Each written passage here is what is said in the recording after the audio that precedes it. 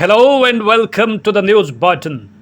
If you look at Northern Bengal near Siliguri on the map of India, you would see a small narrow passage that connects the Indian mainland with India's northeast.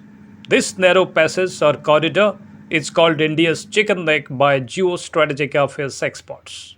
The Siliguri corridor or chicken neck corridor is a perennial threat to India's security. Strategically, it is the Achilles heel of India, which India's arch enemy, China, wants to exploit in a war situation. The thin chicken snake connects the seven northeastern states to the rest of India. The corridor is a cartographic relic of the British decolonization process and is a terrifyingly vulnerable artery in India's geography. The corridor spans about 60 km in length and 21 km in width at its narrowest point. With plain terrain not interspersed with any natural or man-made obstacles, this patch makes defense a real challenge. All land trade between Northeast India's 40 million denizens and the rest of the country traverses the corridor in the absence of a free trade agreement between India and Bangladesh. The Chinese threat to the chicken snake has become more pronounced as China continues its overt road and airstrip construction activities on its side of the border. This will enable China to rapidly mobilize and deploy troops, thereby threatening the Siliguri corridor. Furthermore, the deployment of artillery, missiles, and anti-aircraft weaponry could easily jeopardize India's efforts to resupply its troops in the northeast in wartime, especially considering that there is only a single railway line through the region to northeastern states. Since the 1962 war with China, Indian strategists have envisioned a future scenario where the Chinese may simply bypass and drop special forces to check the vulnerable Siliguri corridor and cut off the northeast from the rest of India. China's diplomacy with Bhutan gives reason to take this possibility very seriously. If you look at the corridor, the geography of the Siliguri corridor makes it indefensible.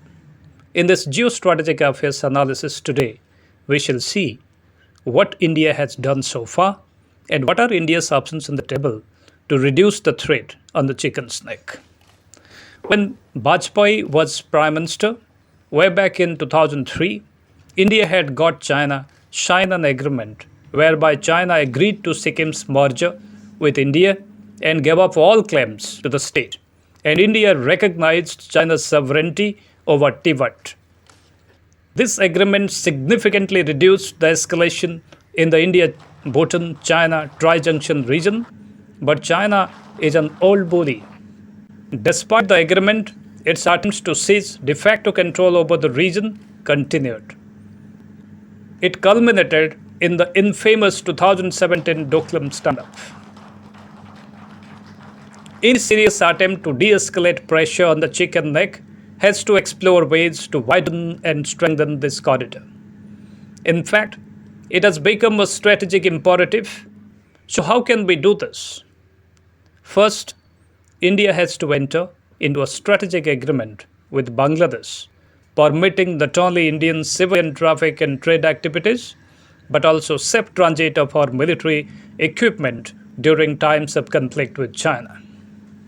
This would add a layer of strategic depth and assuage concerns of the possible severance or cut-off of the entire northeast from the mainland. This treaty should cover a multimodal transport.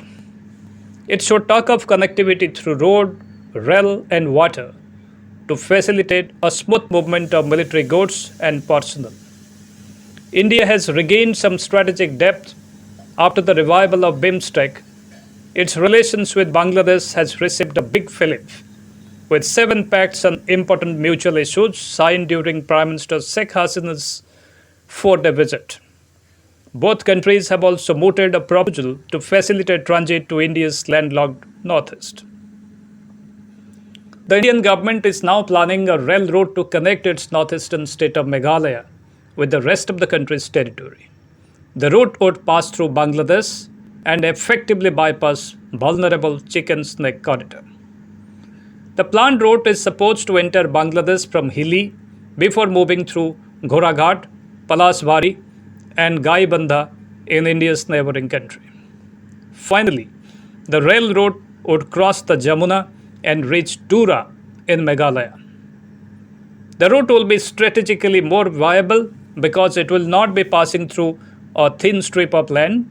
Also, it will help the people of Meghalaya as the rail distance to Tura will be cut down from 600 kilometers to 120 kilometers. The proposed corridor will provide regular tariff to Bangladesh and provide an alternate and relatively safer passage to northeastern states during peace as well as war. Secondly, India can strengthen connectivity to the tri-junction area at Doka-La.